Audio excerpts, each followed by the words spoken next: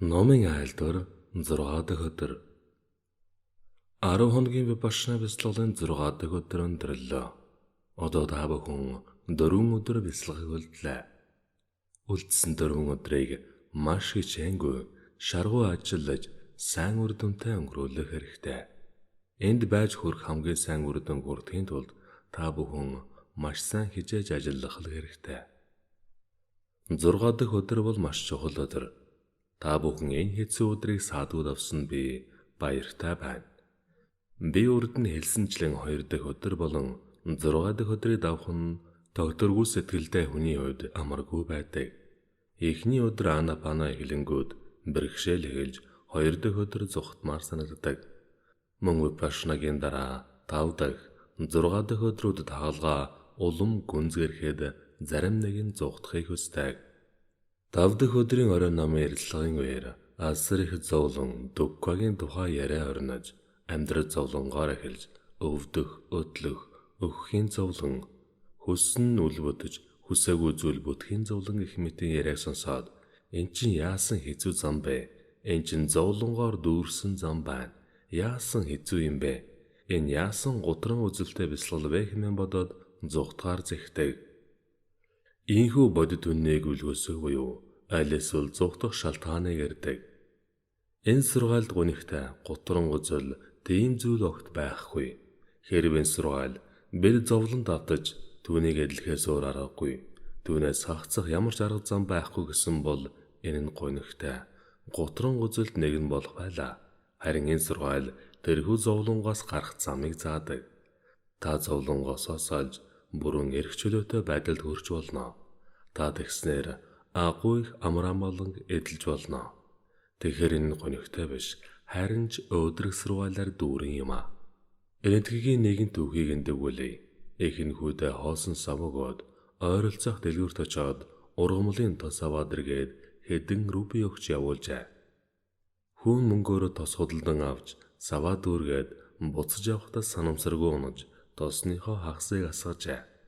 Хөөждөө үүлэн хайлан эргэж ирээд би тосныхоо хагасыг асгачихлаа. Би тосныхоо хагасыг асгачихлаа гэжээ. Ингэж үүлэн хайлах нь үнэхээр гонигтай хэрэг. Үлгэрл юм хойных нь нөгөө хүүгээ мөн л урдын адил мөнгө өгч сав бариулаад явуулжээ. Хүн тос худалдан авч саваа дүүргээд буцах замдаа үлгэрл юм хойно дахиад л унаж тосныхоо хагасыг асгажээ. Хүү үлдсэн тостоо саваа өргөн авч энэмсгэлсээр ээждээ гүйжрээд ээжээ би тосныхоо хагасыг авралаа. Тосоо бараг бүгдийг нь асгачих байдал би харин хагасыг нь асгалгүй авч үлдлээ гэжээ. Энэ хоёр хүү ижлэхэн байдлаар тосныхоо хагасыг асгахад нэг нь асгасныхаа төлөө харамсаж нөгөө нь асгаагүй үлдсэндээ баясаж байна. Үлгэрл юм хойных нь 3 дахь хүүгээ явуулжээ. Тэр хүүжгсэн унаад тосныхоо хагасыг асгаж үлдснийг нь барин энэмсгэлэн ирж би хагасыг нь авчирлаа гэжээ. Гэтэл энэ хүү бол випашна хүү байлаа. Тэр хүү зөвхөн өдрөг үзэлтэй төдийгүй бас үннийг мэдрэгч билээ. Тэрээр тосныхоо хагасыг алдсан маань үнэн. Сав маань дундуур байгаа. Одоо би шаргуу ажиллаж өнөөрөө гэхэд 5 рупи олоод үлдсэн хэсгийг нь дүүргэнэ гэжээ. Инхээр энэ хүү өдрөг үзэлтэй үннийг ойлгодог төдийгүй ажилсаг хичээнгүй хүү юм аа. Иймээс дам маань өдрөг байх төдийгүй бас үнэн бас шаргуу ажиллахыг л шаарддаг. Хүн бүр өдрөг үзэлтэй байж өөрсдөө л ажиллах хэрэгтэй. Номонд гонигтай зүйл гэж өчөөхөнч байдаггүй. Зовлон шаналл байгаа үнэн ч гэсэн түүнээс гар харах зам танд олдлоо. Иймээс үлдсэн хугацааг шаргуу ажиллаж үр дүнтэй өнгөрүүлэх хэрэгтэй. Зовлон байгааг хүлээн зөвшөөрч түүнээс гарах замаар явах хэрэгтэй. Бид үүнийг л хийж байгаа билээ. Та үннийг ухамсарынхаа төвшөнд биш өөрөө тулан мэдэрч байна. Зовлонгоос хүн итгэл бишрлэр салахгүй билээ. Мэдрэмжийг ажиглан мэдэрч байхдаа та бэлгүүнээ хөгжүүлж байгаа бодит үннийг туршилгаараа мэдэрч байна. Таны энэ бэлгүүн бол бусдаас зээлсэн бэлгүүн биш. Таны туршилгаараа олж мэдсэн бэлгүү юм. Мэдрэмжийг ажиглан мэдэх нь бидний сэтгэлийн гүнд хөтөлж өөрийн дахин үннийг дотоодоосоо харахад тусалдаг.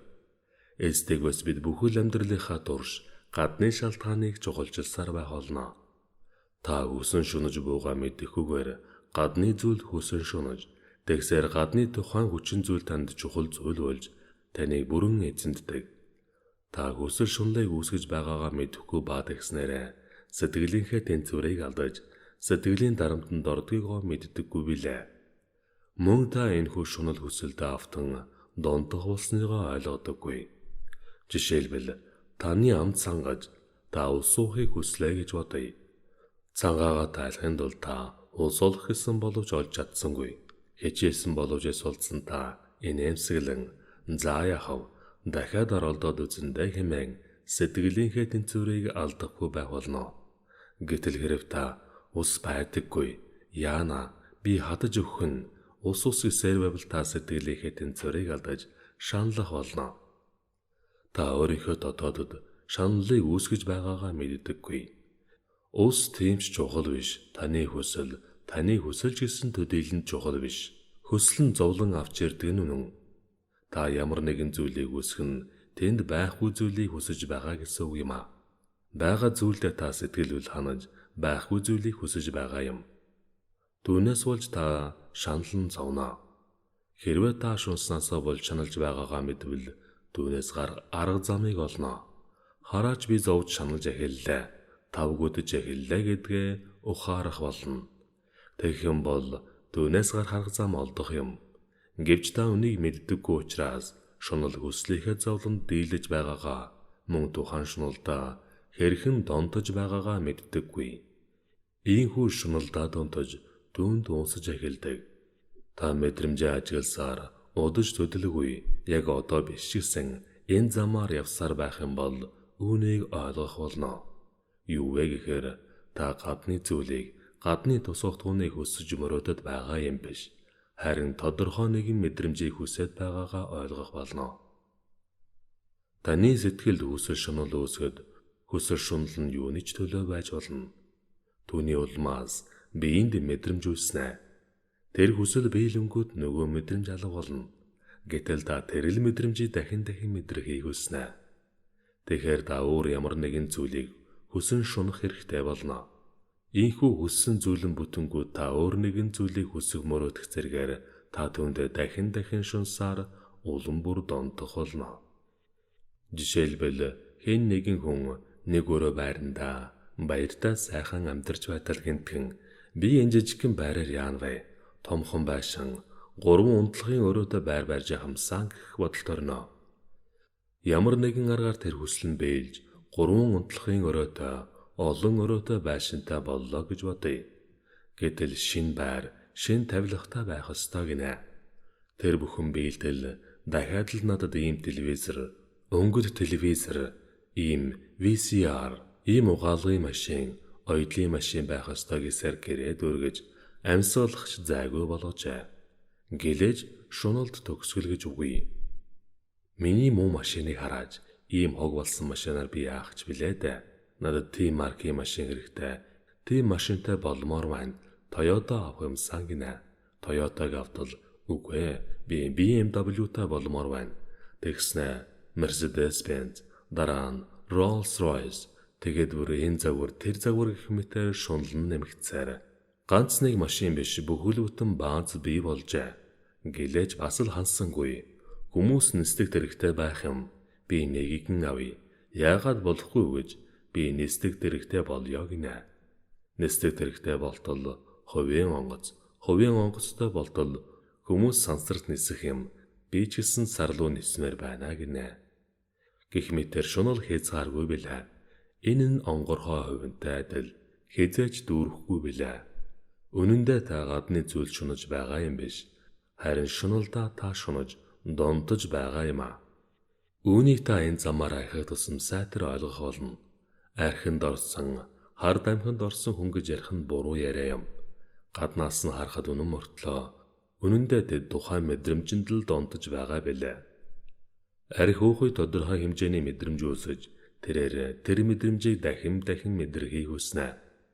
Иймээс тэд архийг хар дамхийг дахин хэрэгэлдэг. Иймээс тэдний хувьд арх тамхи биш. Харин түүнийг үүсгэх мэдрэмж нь л сайхан мэт санагддаг. Энэ бол Бурхны хийсэн нээлт байлаа. Мэдрэмжийг хариу үйлдэл хийхгүйгээр харж сурахгүй бол та тухайн донгоос салж чадахгүй билээ.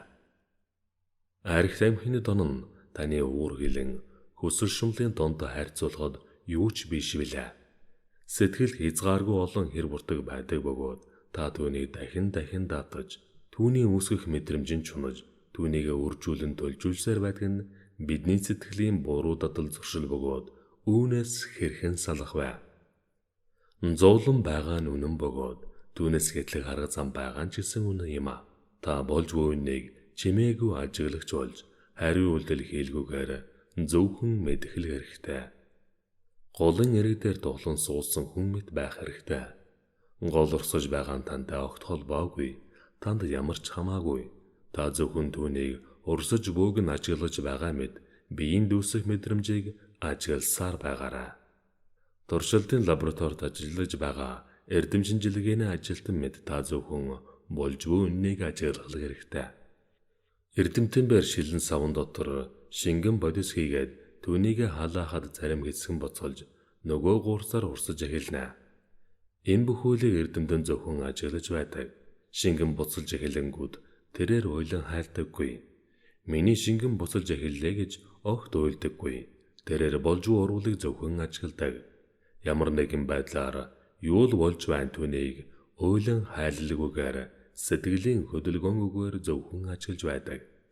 Эрдэмтэн бэр болж буй үннийг ажиглаж байгаагаас биш, түүнийг туршилгаараа мэдэрч байгаа хэрэг биш.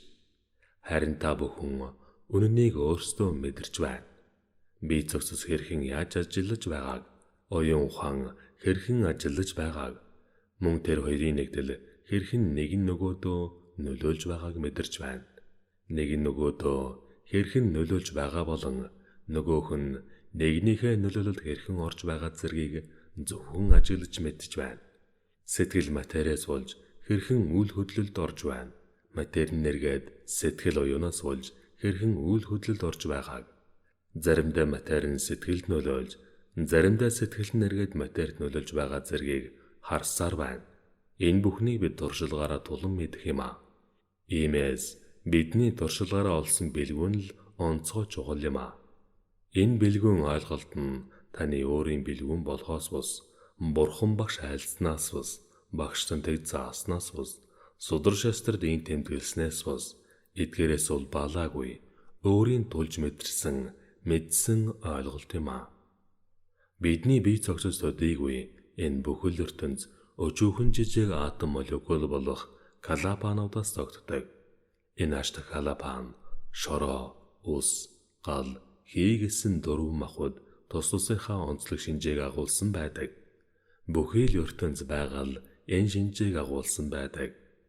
Хад чулуу мэд бийцүүлсэн шороо махбод, шингэн зүйлсэн усан махбод, хий агаар зэрэг нь хий махбод, орчны ур амьсгал нь гал махбод юм а. Цас бийд байснаа ус болон хувирж, ус нь уршиж хий болно. Энэ мэдчлэн бие цогцсон яс зэрэг нь шороо махбод, цус зэрэг нь усан махбод, гэдэсний хий зэрэг нь хий махбод, биеийн дулаан нь гал махбод юм а. Энэ нь үнний зөвхөн өнгөцгөн хэсэг бөгөөд эдгээр махбодын мэдрэмжийн төвшөнд илэрхийлэрлийг мэдрэх нь хамгийн чухал юм а. Шороо махбодыг ажиглагддаг нь ямар нэгэн шороо доосыг хайгилсан үг шим. Ус махбодыг ихээр усны туслыг хайгилсан үг шээ. Таны мэдэрч буй мэдрэмж ямар байх нь хамгийн чухал. Хүндээс эхлээд хөнгөн, хамгийн хөнгөн хүртэл мэдрэмжүүд нь шороо махбодын илэрлэл юм. Жишээлбэл зуураагүй цемент хөнгөн байдаг. Харин хольж зурангууд хүнд хатуу болдог. Хольж зуураагүй бол хөнгөн байдаг. Энэ метр мэдрэмжүүдэн хувиран оржлогдсоор байдаг. Жинтэй холбоотой мэдрэмжүүд нь шороо махбодын илэрлэл юм а. Хүнд жинтэй болсноо задран будраж, хөнгөн зөөлөн болох зэргээр бидний биеийн мэдрэмжтэй шороо махбодын илэрлэл байнга орчлогдож байдаг.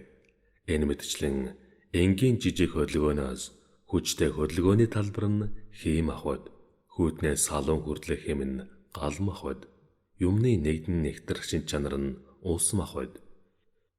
Одоо таны мэдэрч байгаа мэдрэмж хийгээд ирээдүйд мэдрэх мэдрэмж үхэн энэ дөрвөн махбодын илрэл байх юм а. Заримдаа та шороо махбод илүү хүчтэй илэрсэн мэдрэмжийг мэдэрч болно. Заримдаа усан махбод илүү хүчтэй илэрч болно. Магадгүй хий махбод, магадгүй гал махбод гол болон илэрч болно. Энэ дөрвөн махбодын аль нэг нь гол болон илэрдэг. Сайн бясалгагч ямар нэгэн үнэлэлт дүгнэлтэнд баригдалгүйгээр шороо махбодын богинол одоо илэрч байна. Хэр удахыг нь ажиглая. Одоо энэ гал махбод гол болон илэрчээ. Хэр удаан байхыг нь харъя. Усан махбод одоо гол болон илэрч байна. Хэр удахыг нь ажиглая. Хий махбод гэх мэтээр ажигласаар ямар л махбод голлон илэрнэ түүний зөвхөн ажиглах болно. Эдгээр мэдрэмж аль нэгэн махбодыг голлон илэрхэд харь үйлдэл хийхгүйгээр ажиглан мэдвэл тэд аяндаа устгах болно. Та эрдэм шинжилгээний ажилтан мэд үнэнийг дотооддоо ажиглаж эдгээр Галапагийн үнэнийг ажиглан мэдсээр байх болно. Мөн түүнчлэн сэтгэлийнхээ үннийг ажигласаар байх болно. Та эдгээр Галапанууд хэрхэн үүсэж, хэрхэн үржин төлжөж, бидний сэтгэл хэрхэн нөлөөлдөг, тэрхүү нөлөөлөл нь хэрхэн үрждэг болохыг тодорхой сайн ойлгох болно. Эдгээр Галапа буюу атом молекулуудын үүсэх, үржин төлжгöd бид дөрвөн төрлийн хоол өгч байдаг. Хоёр нь материалын хоол, хоёр нь оюун ухааны хоол юм а.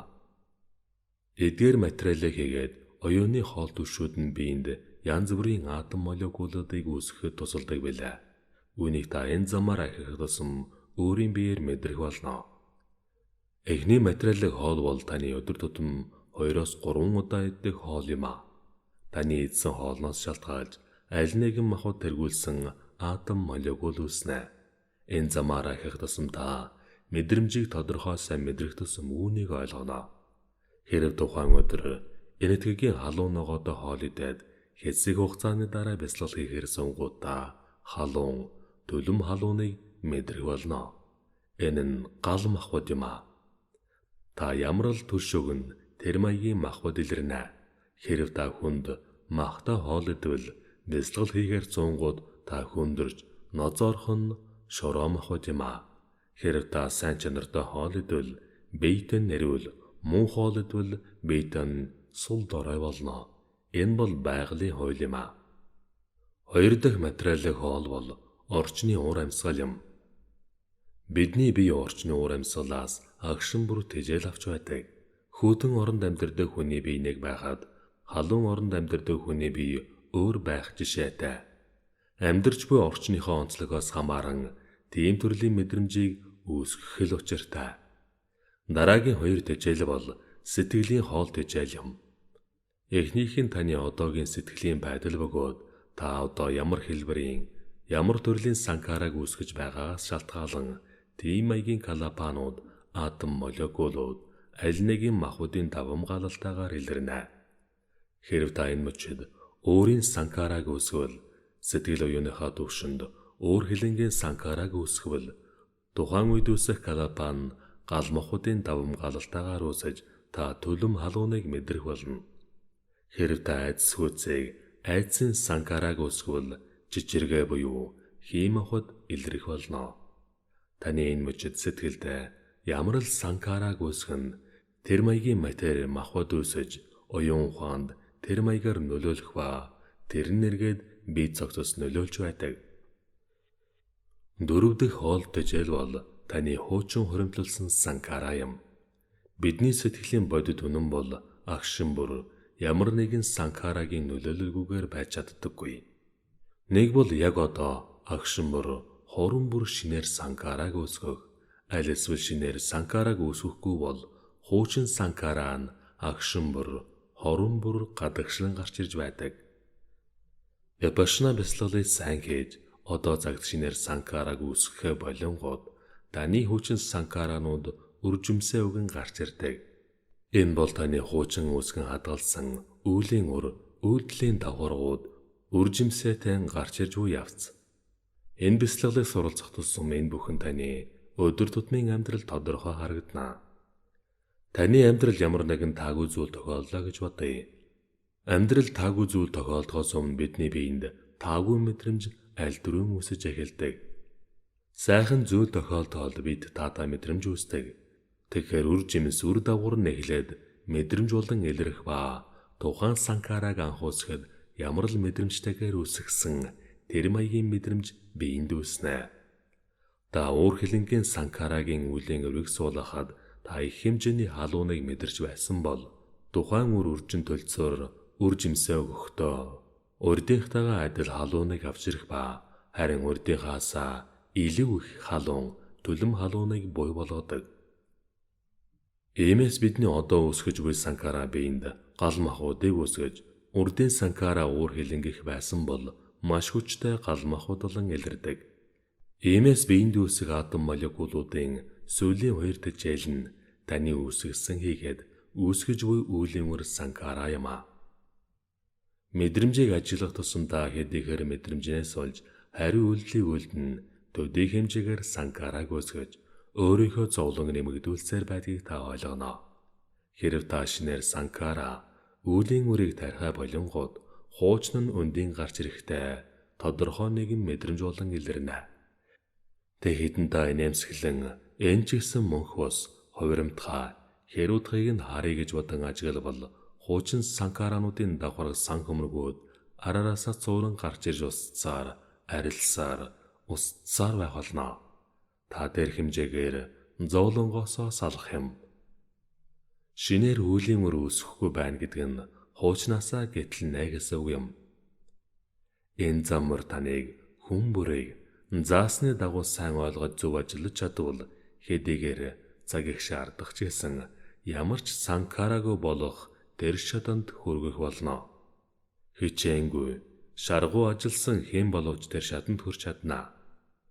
Цаг хугацаа хэрэгтэй болох нь мэдээж 10 хоног бясалгаснаар төгс сайн болчихгүй ч гэсэн энэ 10 хоногийн дотор та хэрхэн яаж бясалгах ёстойг ойлгох болно. Хичээнгүй шаргуу бясалгалаа хийснээр хуучин бүх санкаранууд устан алга болж шинээр санкара үеийн үрийг үүсэхгүй болох шатыг Кийнэн Бураанан Навнатти Самбаван гэдэг байлаа.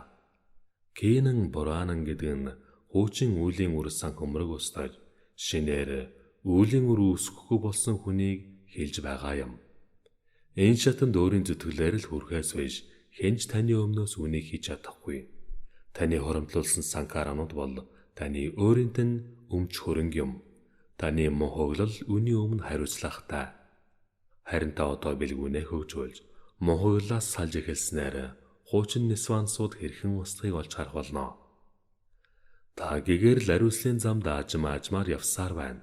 Яагаад гэвэл та ухаарал бэлгүүнийг үннийг шууд тулан мэдэх бэлгүүнийг хөгжүүлж байгаа юм.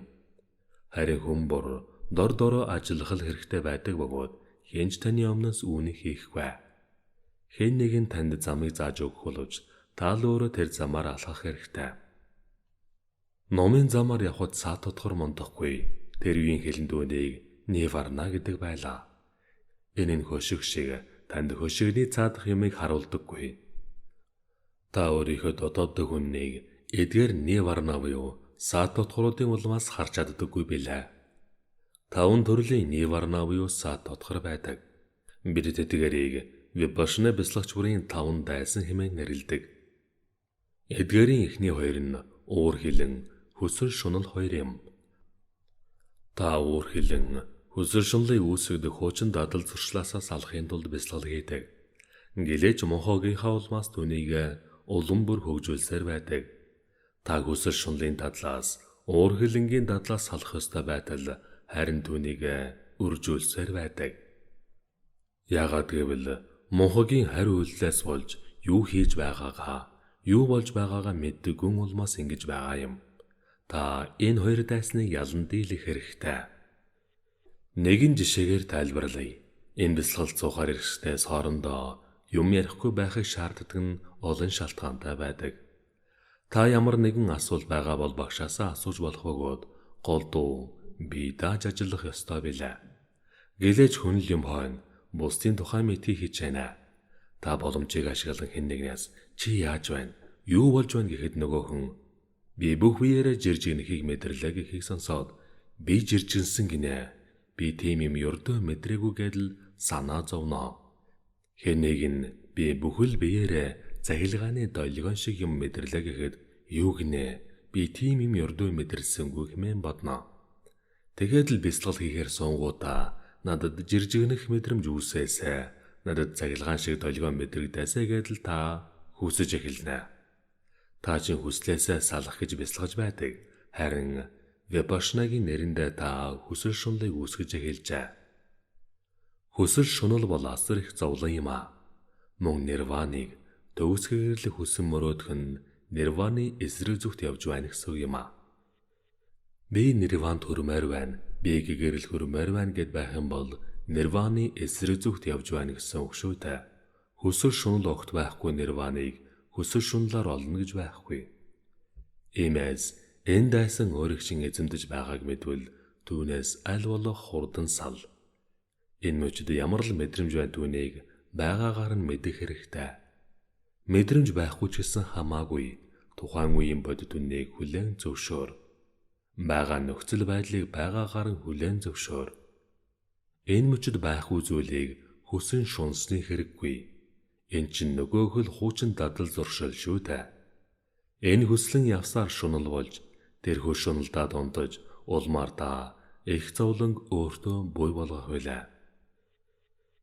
Энэ мэтчлэн уур хилэнгийн тухай нэгэн жишээг өгүүлье.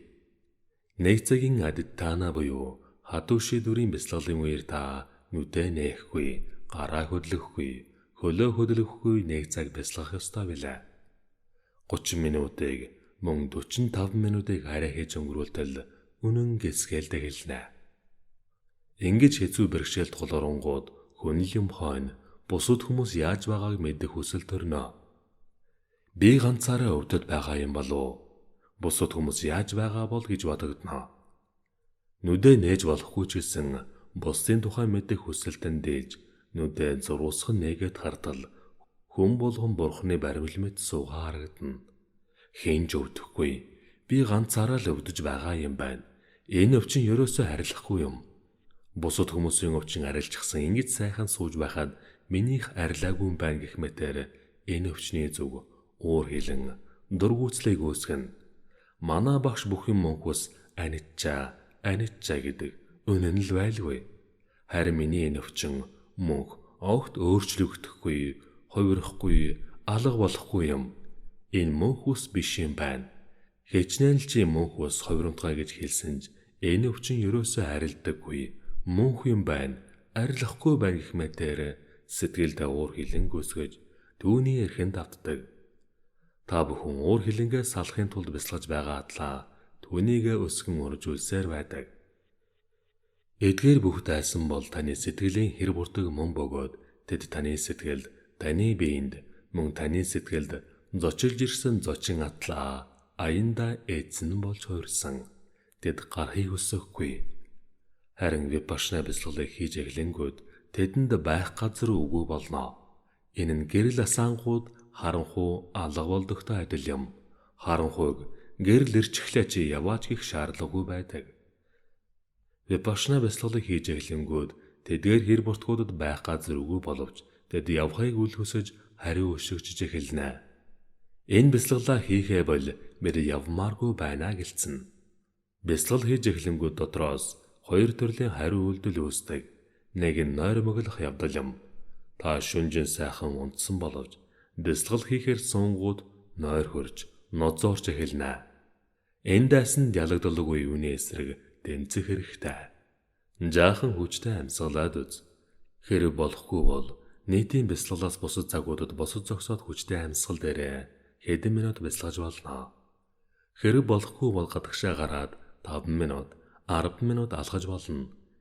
Ингэж алхаж байхдаа ч гэсэн мэдрэмжээ аль эсвэл амьсгалаа ажиглах хэрэгтэй. Тэгээд л эргэж ир суугаад бясалгалаа хий. Энэ дайсантайгаа тогтмол тэнцэж түүний эрхэнд автахгүй байх нь чухал. Дотроос эсэргүүцэн өшгөж дараагийн дайсан бол таны сэтгэлийг тавгүй болгох явдал юм а. Та ийм ч юм хийгээд, тийм ч юм хийгээд байхыг хүсвж бясалгал хийх хүсэл төрөхгүй. Та нэг цагийн хатуу шүдрийн бясалгал хийж байтал энэ дайсан дотроос ч өшгөчин та нэг мэтгэд гадаа гараа зогсчихсан байдаг.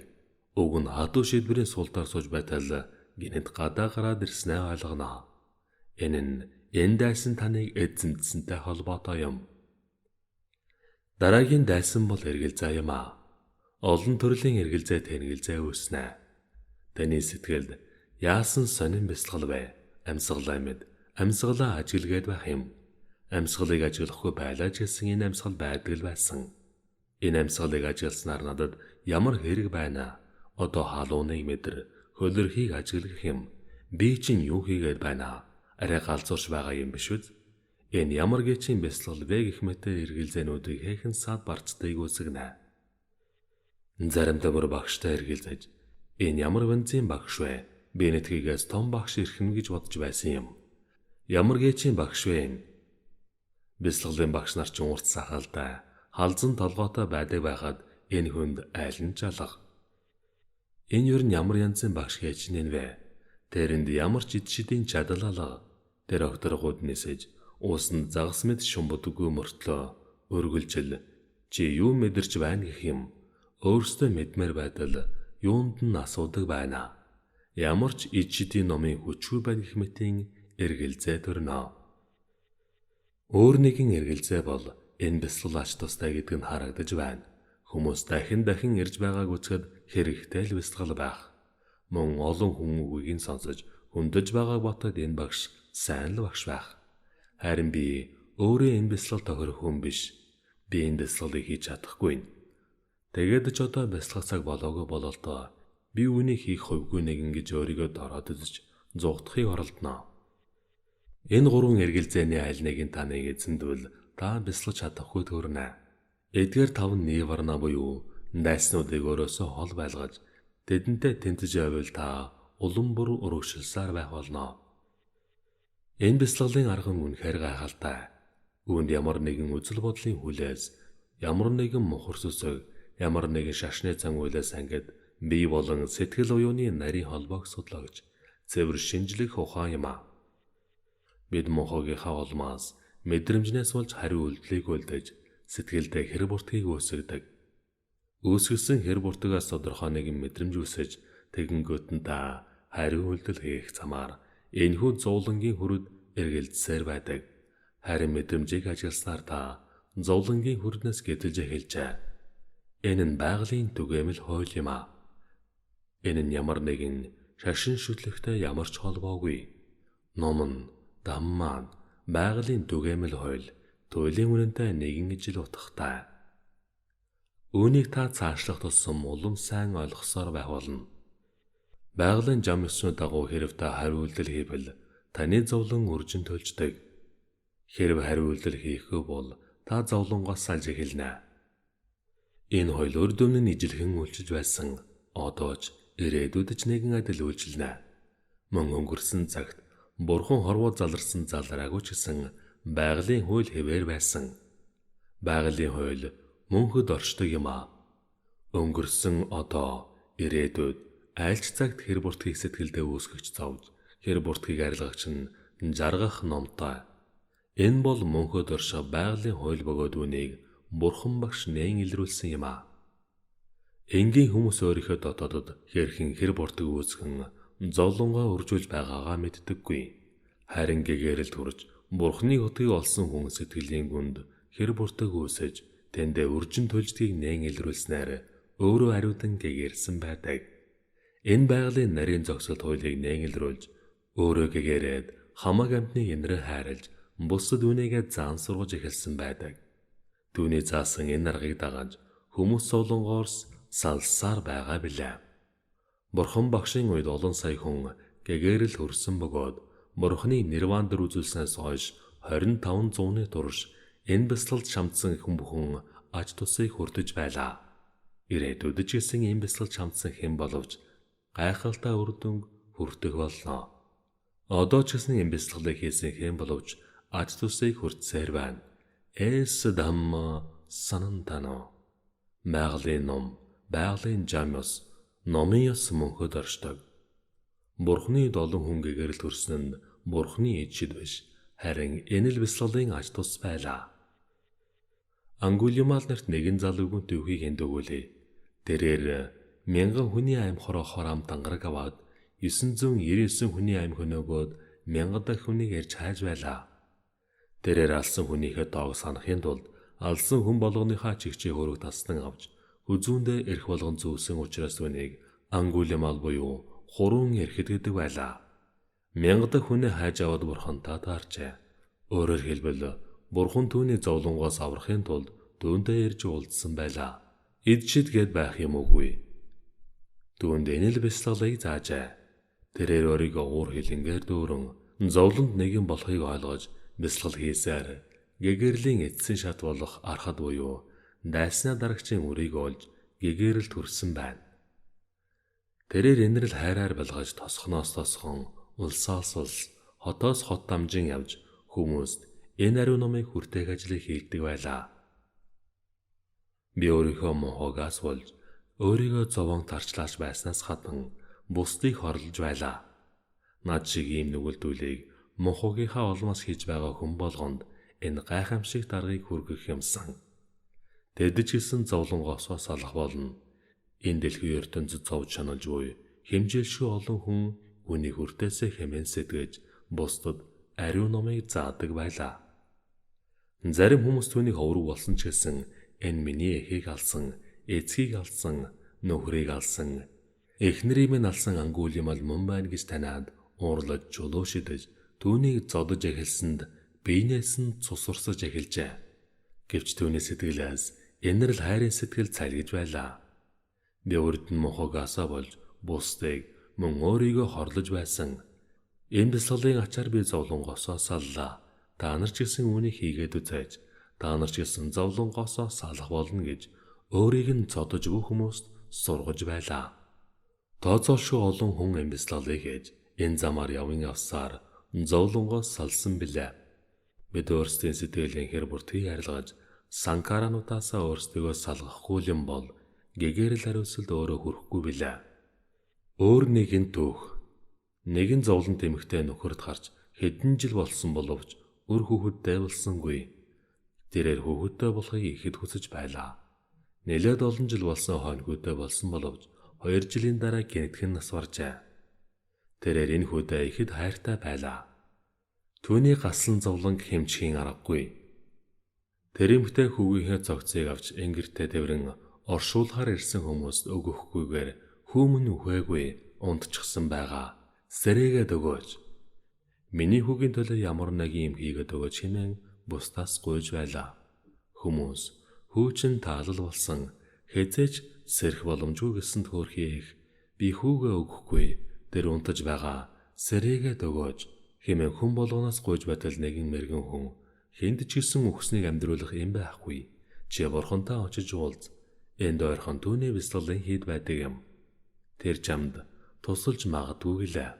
Бурхантай очиж уулзаа түүний өлмөд хүүгээ тавиад хүүмэн үхээгүй хүмүүс өгчихсөн гэх юм. Та ямар нэгэн юм хийж туслаач хэдийгээр өгчихсөн байлаа ч гэсэн ямар нэгэн юм хийж өгч тусуулаач хэмээн уйлж гарчаа. Бурхан багш тэр эмэгтэй сэтгэлийг шинжиж сэтгэл нь тэнцвэргүй ном сургаал ойлгох чадваргүй болгоогоод өөр мэрэгэн аргаар ойлгуулахар шийджээ. Бурхан багш тэр эмэгтэйд хот ороод буудаан үр олоод ирсэн тэр эмэгтэй бурхан багш хүүгэн амьдруулах нь гэж бодоод эхэд барилган явахыг завдтал бурхан багш хүлээ. Чи миний хэлхийг сайн сонс. Хэн ч үхээгүй, хэн ч таалал болоогүй тийм л айлаас авчираарай гэхтэн тэгийг би тийм л айлаас авчрах болно гэд тэр эмэгтэй айлаас айл годомжнаас годомж дамжин явж айл болгоноос бурхан багш хүүг мань аврах гэж байгаа юм. Та надад буудаан өрөөгөөч гэхэд хүмүүс хүүгч нь амьдруулах гэж байгаа юм бол шуудаа дөрөн ч гэсэн хамаагүй аваад яв гэхтэн тэр эмэгтэй танай гэрбэлд хэн нэг нь үхээгүй биз хэн нэгэн хүн таалал болоогүй биз гэхэд хүн болгон уруу царай гарган өвөө минь аав минь ээж минь ах минь таалал болсон гэхийг сонсоод дараагийн айлд очисоор байлаа. Энэ мэтэр явсаар хэн зүхээгүй айл өрдөө олдсонгүй. Ийм хүн бүхэл хотыг өдөржин хэрэн тэнснийхээ дараа өвхлийн зовлон амсаагүй гэргэлж байдаггүй юм байна. Төрсөн л бол хизээ нэгэн цагт үхэн номтой гэх энэ үннийг ойлгожээ. Одоо түүний сэтгэл ном сургаал ойлгох чадвартай болсон байлаа. Тэрээр бурхантай эргэн уулзаж энэ л бясалгалыг заалгаж амьсгалаа ажигласаар мэдрэмжээ мэдэрсээр улам гүн рүү нэвтрэн орсоор гүн давхар бүхий зовлон нэгээрэн арган устгасаар түүнээс гэтлэн Гиза Готомын нэртэй энэ хүн архад болж төгс гэгэрэл хүрчээ. Тэрээр бүхэл амьдралынхаа турш хорвоогийн зовж шаналж буй хүмүүст үйлчилж, над чиг өчтөчнөн их ээж зовон тарчилж байна. Тэдний зовлонгоос гэтлэхэд нь би хэрхэн тустай болох вэ? Тэдэнд энэхүү гайхамшигт бяцлахлын аргыг сургавал амархан зовлонгоосоо салах болно хэмээн тусалсаар үйлчилсээр байсан гэдэг. Өөр нэгэн зовлонд эмэгтэй бол Батачара гэдэг нэгэн баяны охин байлаа. Нөхөрөө алдаж төрсөн 2 хүүхдээ ч алдаж, өөрийн эцэг эхэн ч гэсэн хорвоогийн мөн хүсийг үзүүлжээ. Энэ ертөнцид өөрийн гих хэн ч үгүй байлаа. Улмаар тэрээр галзуурж, Шравастын хотын гудамжаар нүцгэн тэнэж хүмүүс чулуу шидэх боловч тэрээр юу болж байгааг огт мэддэггүй байлаа. Урдын сайн буян Пармигийн ачаар энэ эмэгтэй бурхантай учирчаа. Тэр үед бурхан багш бусад ном айлдаж байх үед дэрэгдүүр нь өнгөрч авахыг нь хараад бурхан багш охин минь наашир гэж дуудсанд бурханы дэргэд ирээд суунгууд ухаан орж нүцгэн байгаагаа харжээ. Хэн нэг нөмөрхөн мөксөн түүнийг Батачара гэдэг болсон билаа. Бурхан багш түүнд ариун номыг зааж, энэл бяцлаглыг зааснаар хичээнгүйлэн ажилласаар тэрээр зовлонгоосоо гэдэлж чадсан юм а. Хэр бурхан багш өөрийнхөө ичдийн хүчээр Кисаготомын хөг амьдруулж, Батачарагийн 2 хүү, нөхөр, эцэг эхийг нь амьруулсан бол энэ нь дүр зургийн арга болох байлаа. Инглигээд зовлонгоос олохгүй байлаа. Харин бурхан тэдэнд ариун номыг өгч, зовлонгоос гэтлэх замыг хайрлсан юм а. Энэ бяцлаглаараа хийж тодорхой шатанд хүрэх үед та урдын төрлүүдэд харах чадвартай болдог. Бурхан багшийн тухай бидний урдын тоолшгүй олон төрлүүдэд туулж барамгүй олон ахан дүүс төрөл төрөсөд таал болсон бөгөөд тэдний ясыг хэрвээ цуглуулах юм бол сүмбэр уул усах болно. Тэгэх болгон туслуулсан нулимсийн хураавал 470 мэт болно. Та энэ явцыг цаашид дөрвөлжлүүлэн давтахыг хүсэж байна уу? Тооцоолшгүй олон төрөлдөө уйлж шаналсаар л явах уу? Та хангалттай зовсон. Одоо энэ замаар явж зовлонгоос хагацах хэрэгтэй хэмээн зарлиг болжээ. Тэрээр хэнэл бяцлаглыг заадаг байлаа. Үүнийг шамдан хийсэн хэн ч гэсэн зовлонгоос гэдэлж байлаа. Энэ замаар явахын тулд заавал лам хувраг болох шаардлагагүй. Лам хувраг болсноор өөрийг хариуцлага багсаж, номын замаар явхад бүх цагаа зарцуулах боломжтой хэдий ч гэсэн заавал лам хувраг болох шаардлагагүй юм. Ариун ном дам маань хар шар, лам хар ялгаагүй бүх хүнд зориулагдсан байдаг. Хар хүний хувьд үүрэг хариуцлага их учраас бэрхшээлтэй байдаг ч явах зам нь ижил юм а. Бурхан багшийн үед түүний дэргэд 100,000-аас илүүгүй лам хувраг байсан бөгөөд үлдсэн олон сая шавнар нь эрэгтэй эмэгтэй энгийн хүмүүс байсан юм а. Тэд нар лам нартай ижил энэ бяцлаглыг хийж зовлонгоос гэтэлж байлаа. Өөр нэгэн жишээ, тэр үед нэгэн алдартай Аната Пиндака нэртэй нэгэн баян байлаа. Ядуу хүмүүс өглөг даанаа өгдөг байсан учраас түүнийг ингэж нэрэджээ. Тэр үед гэлэг иргитэн хар хүн өглөг өгөх ёстой гэсэн ёсланшил байсан юм. Хар хүний хувьд бусдаас гуйлга гуйхан зохимжгүй. Гэрээс гарч лам болсон хүний хувьд бол өөр хэрэг. Хар хүн шударгаар хөдөлмөрлөж амжиргаагаа авч явах ёстой. Заримдаа мөнгө төгрөгөлж баяжих тусам би ухаантай учраас л ийм баян болж чадлаа. Бусад хүмүүс над шиг ухаантай биш. Залхуу болохоор баяжиж чадахгүй байгаа юм.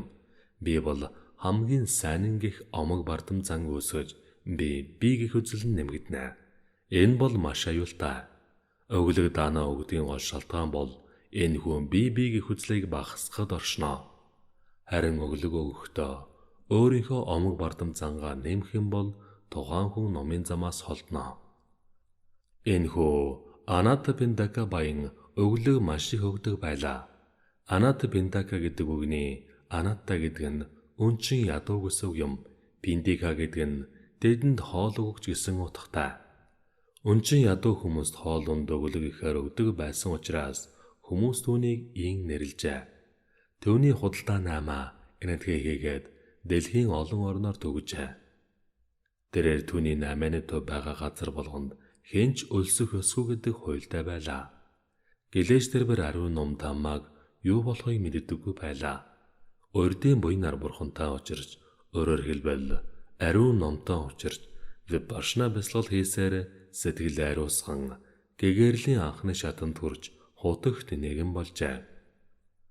Өглөг өгөх нь өөрийн омог бардам занг өсгөх биш, харин түүнийг арилгах зорилготой байдаг.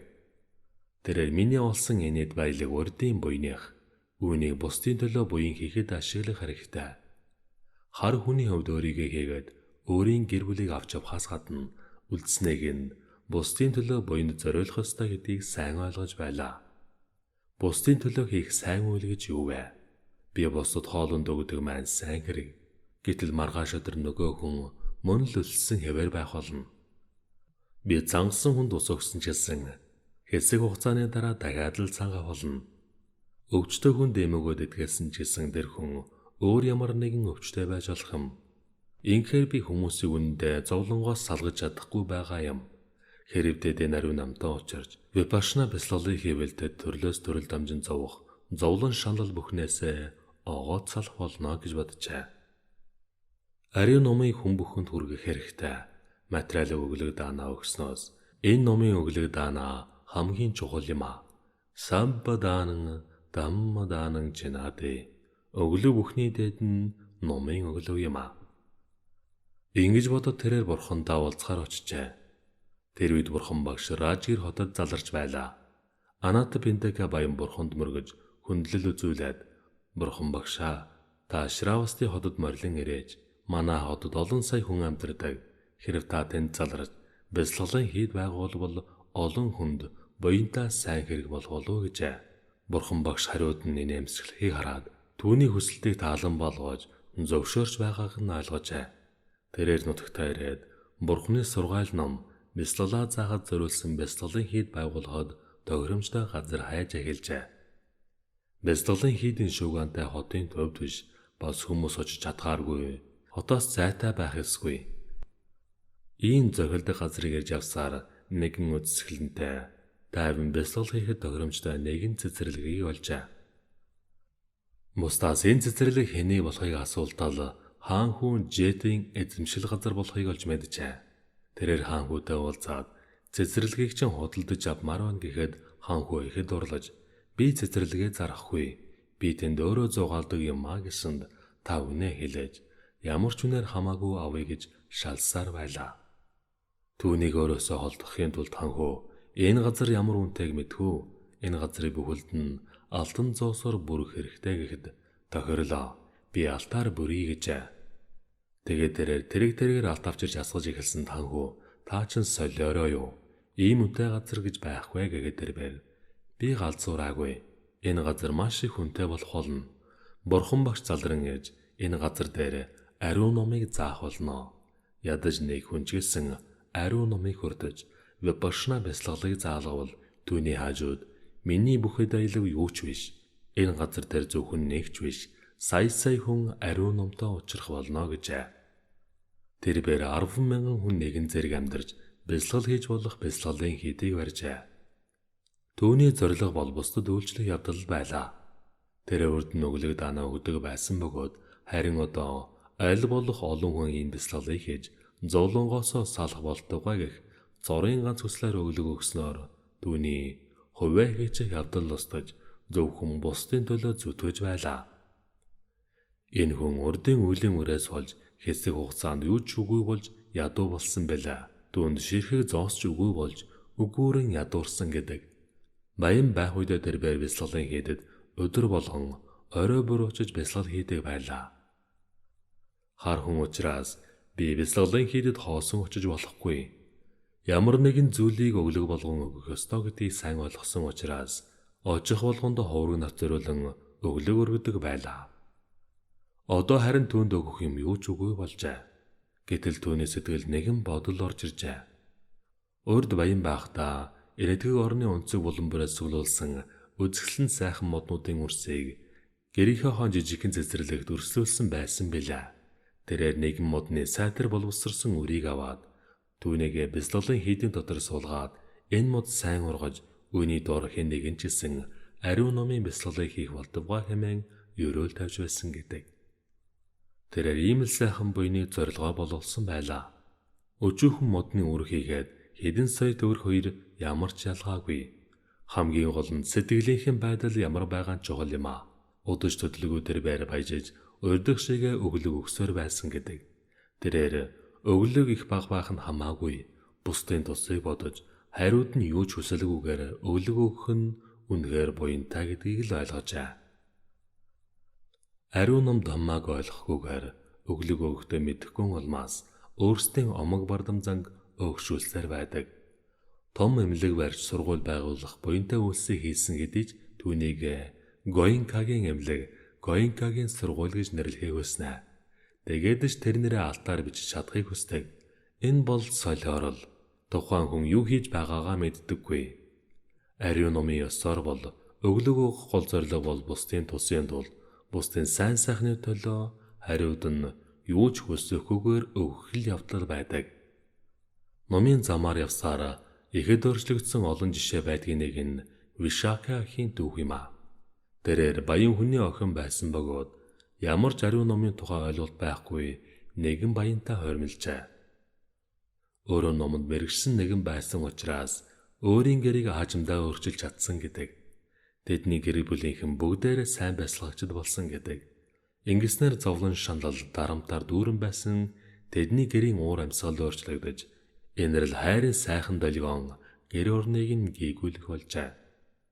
Ариун ном хаан л очин бурхан байсан байгаагүй хүмүүст аз жаргал амар амгалан авчирдаг. Номын замаар хизээж хэнч авсан сайн үр дүнд хүрдэг юм а.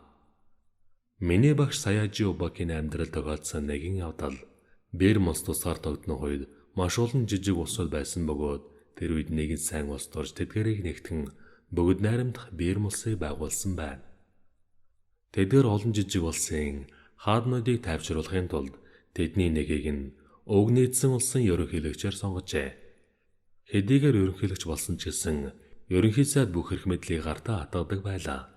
Гэлээч гэсэн тэр хүн маш ихэд баярлан би одоо бүгд найрамдах бэр мулсын ерөнхийлөгч боллоо. Сайхан нэг мужийн захирагч байсан шүү дээ хэмээн өгүүлэх ажээ. Нэгэн орой асар том хүлээн авалтыг зохион байгуулжээ. Бүх дипломатч хийгээд язгууртнууд хүрэлцэн иржээ. Хүлээн авалт 7 хагас тэглэх байсан бөгөөд бүх зочид ирсэн боловч ерөнхийлөгчөөрөө 8 цаг болсон ч ирээгүй л байлаа. Ерөнхий сайд ихэд сандран юу болоод байгааг нь үзээд ир хэмээн өрөөлөн хүн явуулжээ. Явуулсан хүн эргэжрээд ноёнтон тэр хүн ирж чадахгүй нэ гэжээ. Яагаад юу болсон юм бэ гэхэд тэр ухаанаа алдтал маш их ууж согтсон байна. Ирж чадахгүй нэ гэв. Ерөнхий сайд ерөнхийлөгчгүйгээр хүлээн авалтыг яаж эхлэх вүлээ? Ухаантайч байсан, ухаангүйч байсан аваад иргэжээ. Удаж төдөлгөө хоёр хүнээр сугдуулан ухаан нь орж гарсан амтан арайхийн ирв сандал дээр хүчээр суулгаад оройн хоолоо эхэллээ. Эхний болон хоёр дахь хоол дууссаны дараа гурав дахь хоол ирэх үед ерөнхийлөгч маань хамаг ширээн дөгөр бөөлжөж орхилоо. Ерөнхий сайд инээгч хэцүү, өөлөгч хэцүү нөхцөл байдалд орон бид их орноо ариун номын орон гэдэг. Манай засгийн газар ч гэсэн нэгэн адил. Гэтэл бидний энэ ерөнхийлөгч байж байгаа хардаа хэмээн дуу алдан өгүүлж байсан гэдэг. Дараа өдөр нь ерөнхийлөгч маань ерөнхий сайд руугаа уулзсан. Хэрв та хүсвэл намайг халж болно. Би архинаас гарч чадахгүй. Энэ бол боломжгүй зүйл. Манай одонд голом залга хахмад хөвгөн төрөх үед мөнгөн халбаар маш сайн чанарын архиар амлуулдаг ёстой. Түүнээс хойш би өнөөдрийн хүртэл архиусаар илсэн. Миний цусны хагас нь архи болсон. Тэгэхээр архинаас гарна гэж санахын хэрэггүй гэжээ. Энэ хүн урдын нэгэн буйны ураар Саяжи Обакийн багшийн бясалгалын төвийн хажуугаар авж байгаад санаандгүй дотгошооржээ.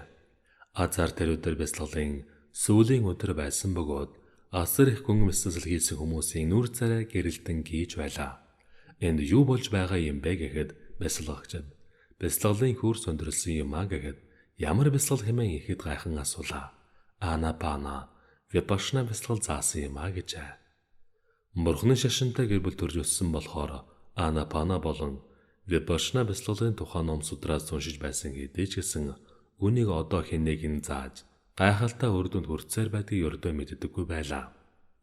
Тэнд байсан хүн болгон хичнээн амгалан тайвныг мэдэрч байгаагаа өгүүлцгээж байлаа. Би амьдралдаа амгалан тайван гэж юу байдгийг өрдөө мэдээгүй. Их сэтгэлийн дарамтны дунд амьдрсаар ирлээ. Би танаа бясалгал сууж болох уу гэж багшаас минь асуусан. Хан хүү байна уу? Харц ядуу байна уу ялгаагүй. Хэн ч гэсэн юм бясалгалыг хийж болно гэгээд тэгвэл би юу хийх ёстой вэ гэлээ. Та 5 сахил сахих ёстой гэсэнд 5 биш 4-ийг нь сахи. 5 дахийг нь би огт сахиж чадахгүй гэсэнд тэгвэл чамайг би суулгахгүй гэлээ.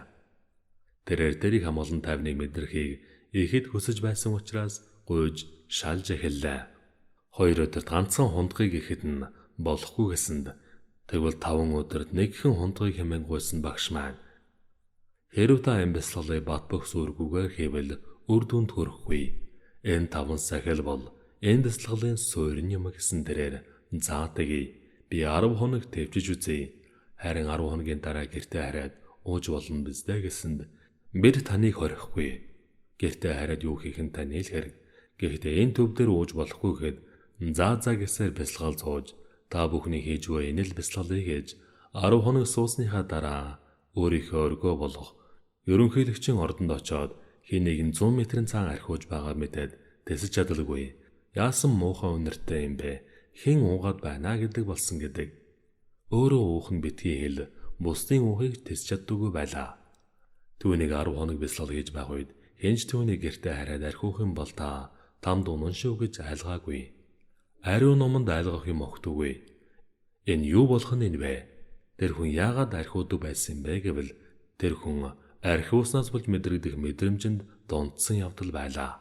Тэрээр мэдрэмжүүдийг сэтгэлдээ шунал үүсгэлгүйгээр ажиллаж сурснаар өөрийнхөө архинд шунах, хөсөр шунлын санкараагаа устгасан байна. Шунах шунал байхгүй болсон хойно яаж зархих вүлээ дээ? Хэрв ийм явдал зөвхөн Бирмийн ерөнхийлөгч тохиолдсон бол ямар нэгэн ичил болсон гэмээр.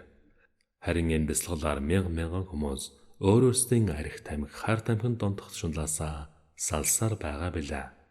Зөвхөн энэч биш, хөсөр шуналд автсан, уур хилэнд автсан энэ бүх сэтгэлийн өвчнүүд амархан алга болдог.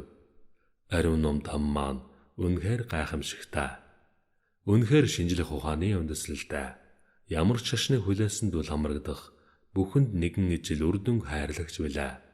Ариун номын замаар явснаар үрдүн нь одоо энэ л цагт илт мэдрэгддэг. Та бүхэн юм бясалгал цуухаар ирсэн нь үнэхээр аз завшаантай сайхан хэрэг. Үлдсэн 4 хоног нь таны амьдралын гайхамшигтай сайхан өдрүүд учраас түүнийг үр дүнтэй сайн ашиглаж өнгөрүүлэх хэрэгтэй. Энэ бясалгалын аргыг сайн эзэмшиж, үнийг амьдралынхаа алсаашгүй нэгэн хэсэг болгох хэрэгтэй. Тэгэхийн тулд үлдсэн цаг хугацааг ухаалгаар ашиглаж, энэ бясалгалыг сайн эзэмшээрэй.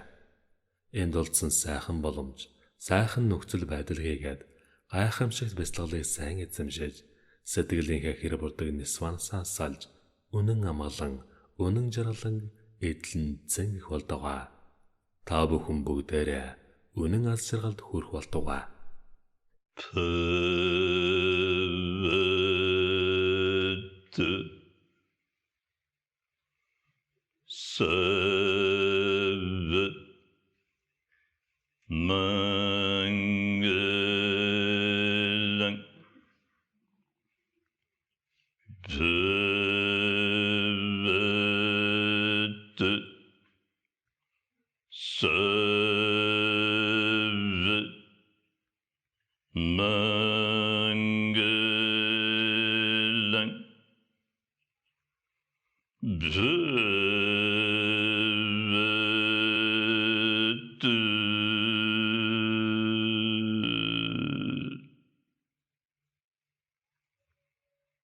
Sir